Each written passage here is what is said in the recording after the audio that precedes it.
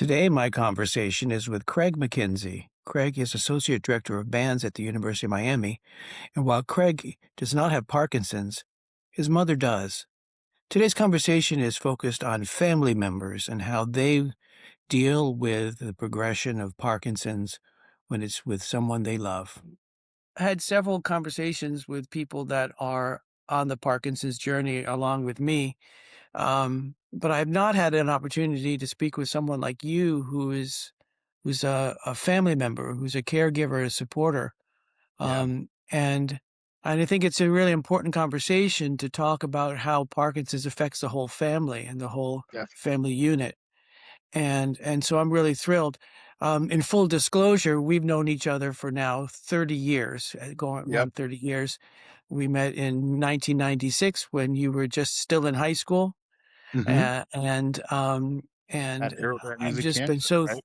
so thrilled to watch your career grow, and I'm just so really really proud of you and honored to have been able to watch your journey of your profession and your artistry and I didn't know through all these years that you were Parkinson's family. Yeah, my mom was diagnosed, when I was still in high school, in the late '90s. So tell me if you can remember, just talking about your mom, like what were some of the early symptoms and what was her journey from recognizing that there was something going on to the point that she got a diagnosis, and did she share that with the family immediately, or how did that all work? It's something I think about a lot because it wasn't something I think she even was willing to admit to herself very early on. My mom worked in healthcare. She was a registered nurse and worked as a home health nurse for years and then became a supervisor and manager for the local home health branch of the local hospital. So she'd worked in healthcare for a long time and she knew what she was looking at. And I remember sometime in high school, I started noticing that my mom had a tremor in her index finger. I vividly remember her index finger going. And um, it was a conversation a couple of times about this tremor in the finger. And I remember where I was sitting with mom when the family, my brother who's 8 years older than I am, my dad and I were all kinda saying to her, like, "This thing keeps happening. Have you really looked into it? Are you figuring out what it is?" And I remember my mom saying, "Oh, it's a trapped nerve. Like, I need to go back to the masseuse and have it, like, worked out of my shoulder, and it's that." And so this, like, in retrospect, this sense of denial about probably the first most obvious symptom. And over the next few years, she really went into looking at what it was that was really the root of this issue and getting out to a neurologist and figuring out along the way that it was Parkinson's. And, um, I don't it's funny that I can still vividly remember the conversation about the finger when she was denying what it was, but I couldn't tell you and I couldn't pinpoint the actual conversation when we kind of all admitted to ourselves that it was Parkinson's. I remember asking about it. I remember saying, "Do you have Parkinson's?" And my mom saying at the time, "Well, it's not as simple as saying yes. There's no test at the time that you just go and take and they say, yes, you have Parkinson's. It's a series of symptoms and a diagnosis that comes from all of the other things being explored and ruled out, and then figuring out what kind of medications are having an effect on the symptoms. And then somebody says, yes, you have Parkinson's." So it was kind of years of figuring that all out. Um, Around the same time, my brother and his wife, her father was also diagnosed with Parkinson's. So we had 2 grandparents in the family, with Parkinson's on very, very different journeys. His case was such a different representation of Parkinson's throughout the years. So watching my mom's very, very slow progression of Parkinson's over 30 years and watching a much faster version of Parkinson's kind of tear through a different family member, um, and watching how symptoms are different and watching how medications are different. And, it really taught me a lot early on that every case of Parkinson's is unique. There's no two cases that are similar. Um, there's similar experiences, there's similar journeys, but everybody's kind of on their own path with this. Mhm. How old was your mom when she received this diagnosis? Do you know? Oh goodness. Just ballpark it. I want to say about 50. I can say I think you hit the nail on the head in terms of the fact that there are common experiences, but everybody's journey is really different, and how this unfolds is so different. The emotional journey too of I mean, I can only imagine how scary it is when you first hear the diagnosis. And then the decision to actively engage in how you're going to deal with it and what that's going to look like. One thing I really respect and love my mother for, and I'm really happy she's always been this way, is just being so on top of regular visits to the doctor, regular check-ins on how the medication is working or not working, willing to try new things, willing to explore different avenues. I mean, we've talked about every kind of procedure under the sun and every kind of medication under the sun in terms of what's going to work best for her.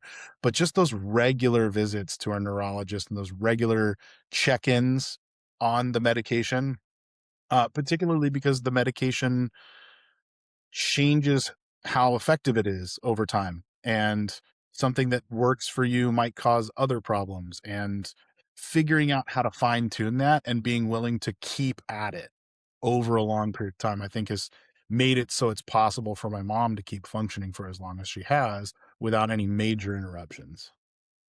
So I'm interested in your experience. Like, Yeah. so talk to me about your journey about this. How I mean, uh, how has this impacted you? I think there are two major aspects of how it has affected me. And one is my own mirror, my own sort of, for lack of a better term, fear of it being genetic, of there being a marker for me to have it. Um, you know, Anytime the job gets stressful and I start to get a twitch in my eyelid because I haven't had enough sleep or I haven't had, I've had too much caffeine, my brain immediately goes to like, is this that index finger twitch?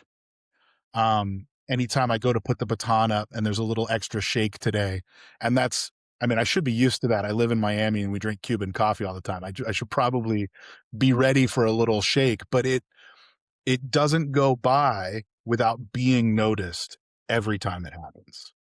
Um, and so there's just this element of pervasiveness to the diagnosis and pervasiveness of the concept of Parkinson's and it being part of my life. It rarely does a day go by that it's not part of what I'm thinking about. And so the other part was my journey to try to learn more about the disease and how it affects my mom and how it affects my relationship with my mom. Um, my mom is a loving, caring, wonderful person and has always been there for me and has always been supportive. And so, especially as I kind of got a little bit older and saw the disease progressing in her, I wanted to know how to be that for her. I wanted to know more about what she was going through in order to just have a better understanding of what was going on in her head. And I think when I came to do my doctoral work here at the University of Miami, and this was many years later, this was in like 2016, I had the opportunity to take a music therapy class. And in the music therapy class, we each had an opportunity to do a research project. And so I started doing research on how music therapy affects Parkinson's patients. And it was the first time I realized how little I knew about Parkinson's and what caused it, and learning all about dopamine and how dopamine is released and where it comes from in your brain and what some of the markers of Parkinson's are and where the chemicals are falling out of balance and how we're trying to replace those with chemicals and drugs, but also learning things like understanding now all of a sudden why my mom would get stuck or frozen and how rhythm could help her get moving again. I remember one of the very first things, my mom and I talked about was she was telling me about this symptom where she'd get stuck. She'd go to get up and she could get out of the chair and she could stand, but then taking the first step was hard. Her the message just couldn't get to her feet. And I told her about this study I'd seen where people literally count themselves off. It's just like 1, 2, 3, go. And the rhythm of counting it out and having a pulse to it got her going. And yeah, it was this really shocking moment of realizing the connection between music, rhythm, and how that makes the body helps the body move even without thinking about it. It's like circumvents the pathways your brain would normally use to get your body to do something through the use of music and rhythm and that connection. I think the thing these days that pops up in my mind more than anything else is a misunderstanding in the general public of what Parkinson's is. And we I think you hear a lot about Alzheimer's, you hear a lot about dementia because a lot of families go through it and a lot of families are trying to make people more aware of what that looks like. I think Michael J. Fox has done an amazing job of bringing Parkinson's into the conversation. Um, and even more recently, I think it's become more a part of the pop culture and more part of the conversation, but I'd still like to see it just more understood by the general public. Yeah. Um, have you seen the show Shrinking? Oh, The Apple absolutely. Yeah. Yeah. Yeah. Um, I think what I appreciate about their work in that show and bringing it to the consciousness, the public consciousness is that they're not doing it at a superficial level like they've done their research. The obvious tremor symptom is what so many people focus on, but mhm, it's a bit of an iceberg in terms of there's the tip of the iceberg, but there's all this other um, difficulty. And mhm. what I love about that show is that they're really attempting to convey that this is a much more complex experience for all of us who are on that journey. Yeah. I think, the other thing I like about it is that it kind of gives you an opportunity to digest one aspect of it at a time before it Mm, jumps to another aspect of it. Like, the most recent episodes have talked a little bit about the hallucinations. mm, Uh, and that's something that's really hard to wrap your head around if you've I mean, I've never, as far as I'm aware, I've never had hallucinations. So understanding that my mom might be seeing things that aren't there, understanding that she might be experiencing things that the rest of us aren't experiencing. That's really hard to wrap your head around, but seeing it happen in a show kind of gives you at least a way to understand it. It's just, and you hit the nail on the head. It's the tremor, I think, is the thing everybody focuses on. And early on, I remember understanding the difference between the fast tremor and the slow tremor based on what was happening with the meds that my mom was on, and thinking like that was the entirety of what she was dealing with, not realizing that there were mood swings and anxiety and uh, the freezing and the getting stuck and not being able to express how she was feeling on a regular basis, and even down to later on being able to see facial expressions, right? So I have 2 young kids. I have a 2-year-old and a 5-year-old, and when she is showing an interest in them and trying to communicate with them, via FaceTime, right? Or, through a video camera, she has this masking and this very specific facial expression that a 5-year-old might struggle to understand a little bit. So we have to talk about that quite a bit, that, like, what Nana is saying and how she looks from her face might mean 2 very different things, right? Um, and teaching that to a 5-year-old makes you internalize it yourself too. You realize that, you know, it she's having a hard time showing how she's feeling, doesn't mean she doesn't feel it, right? It's it's just such a hard experience to understand when you're going through it, let alone to explain it to people. So having those conversations on the phone and hearing mom and thinking, "Oh, you sound good today," I'm basing my understanding of where she is in her journey on those small aspects of our communication. My dad and my brother, who both live, my dad lives with my mom, obviously, and my brother lives about a 5-minute walk away. They're all very close. And they see her in her journey every single day. I come home for a holiday once a year, twice a year. And the conversation with the other caregivers in the family is often, what differences are you seeing? What do you notice that's different from last time?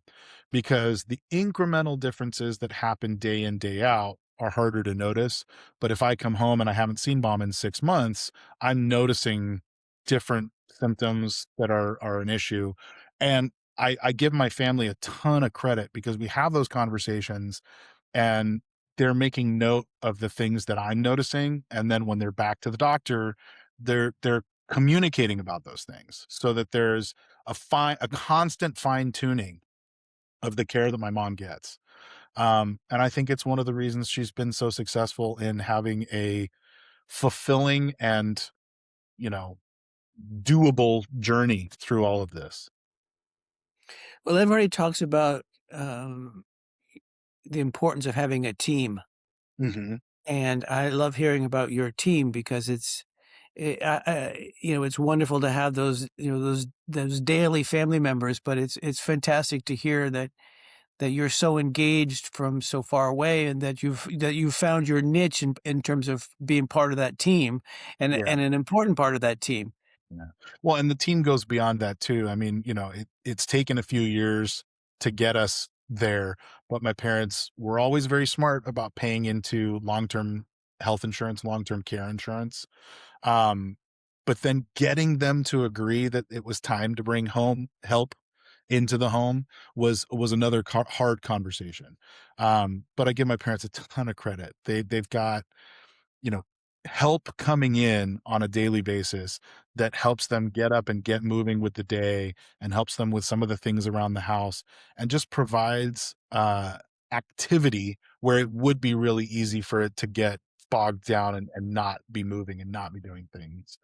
Um, so yeah, I mean it does take a full team. It takes, the grandkids who are in their 20s now on my brother's side. It takes the little ones who keep providing opportunities to, be exciting and give Nana something to look forward to in those conversations, right? Um, my 2-year-old, when he first said Nana on FaceTime with Nana, was a huge moment, right? And it's those that I hope we keep finding excuses to share those moments together. So there's a reason to keep going to the doctor and keep refining the care and keep trying to make sure that there's a reason to succeed through all of this. I don't know if you've watched any of the podcasts, but I always end with the same question. But the question has generally been, if you when and if you have the opportunity to meet somebody who's just discovered they have Parkinson's and are just beginning their journey, what would you say to them? But I'm going to refine that for you to be, um, if and when you ever encountered somebody who had a family member, a mother, father, or sibling that just is beginning this Parkinson's journey, what words of advice would you give them as a caregiver family member? I think the first thing I would tell a family member is get informed. There's plenty of information out there. Learn what this diagnosis really means and try to put yourself in a place where you understand what that diagnosis must feel like to the person who's received it. My mom went out and found as much information as she possibly could, and she keeps herself very informed, right? But she's got that vested interest because it's her diagnosis. As a family member, get informed so that you can be not only supportive, but that you can be in the know. You can understand what it is your family member is going through. And like you so carefully pointed out, it's very easy to think that they're only dealing with a tremor and that it's medications to balance that out.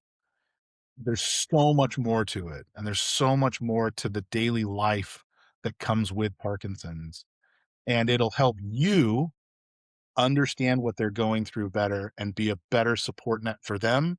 And it'll make you feel more comfortable too, because you'll understand why some things are happening. You'll understand why conversations go a certain way they do. What somebody is struggling with helps you be more connected to them as they're going through the journey. Thank you for taking the time to talk with me. It's just wonderful to have you share your perspective so eloquently. I know this is going to help a lot of people. I hope it's not sharing too much when I share that when I first heard about your diagnosis, um, I don't think I reached out via the phone or email. I waited till I was gonna see you Mm. so that we could have that conversation together, and so I could give you a hug and tell you, "I understand this journey, and if there's anything I can do for you, please let me know." And I think that's the connection, is I'm just so thrilled with your ability to share this with the world. When I tell somebody, "Get informed," I'm pointing them your direction. I'm saying, "Go watch this podcast, go join this Facebook group, go listen to somebody talk about this journey." Um, and I it's so brave and awesome of you to share this with the world, because there are people who need to know more about it. And so I thank you. Thanks for the opportunity to come and talk about this with you a little bit.